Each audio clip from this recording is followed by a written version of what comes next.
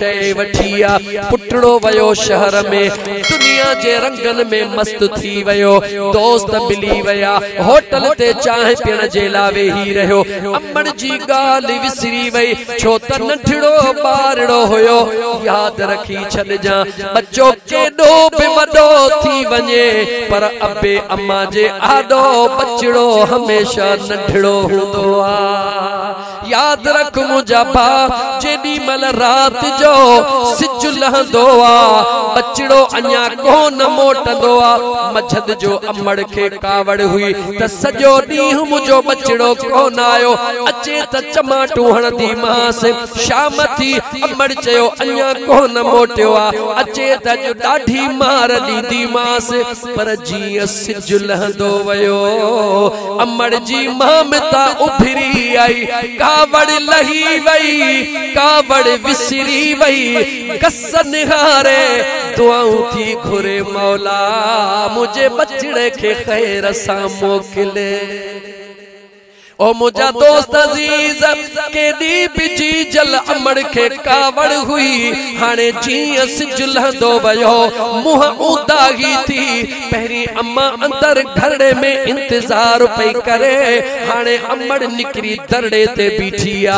हर ईंदड़ वींदड़ खे ॾिसी इहो थी समझे त मुंहिंजो फिदा अची वयो आ, मुंहिंजो मुनवर अची वयो आ, मुंहिंजो अख्तर अची वयो आ, मुंहिंजो मोहम्मद हुसैन अची वयो आ।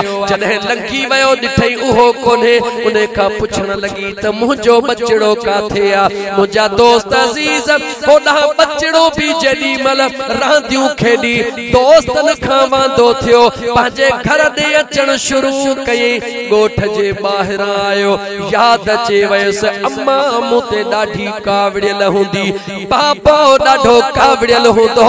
अॼु ख़बर नाहे मुंहिंजो छा हाल कंदा।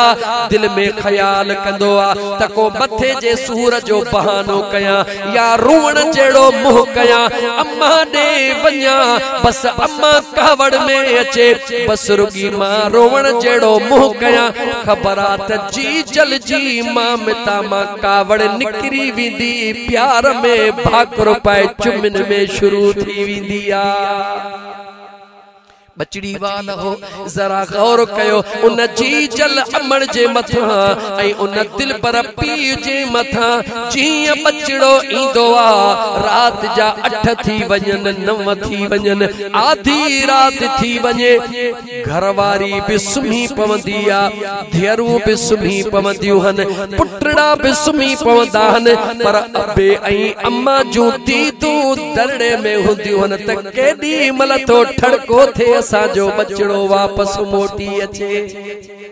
अजीजा ने मिल जी बचड़ो वापस ईंदो आ। जी जल अम्मा के केडी भी कावड़ हुंदिया चमाटू कान हणदिया लठियूं कान हणदिया। मुंहिंजा दोस्त अजीज जल्द में भाकुरड़ो पाए अम्मा गलन ते चुमियूं ॾींदिया प्यार में चवंदिया ओ किनड़ा काॾे वयो हुए हेतिरो टाइम मूं तुंहिंजो इंतजार कयो। रुकी कूड़ हणी बचड़ो चवे अम्मा मुखे मथे में सूर हुयो मां देर कान कंदिया उन बचड़े के घर वठी अचे करे अबे जे मार खां भी बचाईंदिया हथ मुंह भी धोराईंदिया कपड़ा भी मटराईंदिया मानड़ी भी खाराईंदिया। पहिरीं बचड़े के सुम्हारे बाद में जी जल पान निंड कंदिया। इन जो नालो मावा इन जो नालो मावा।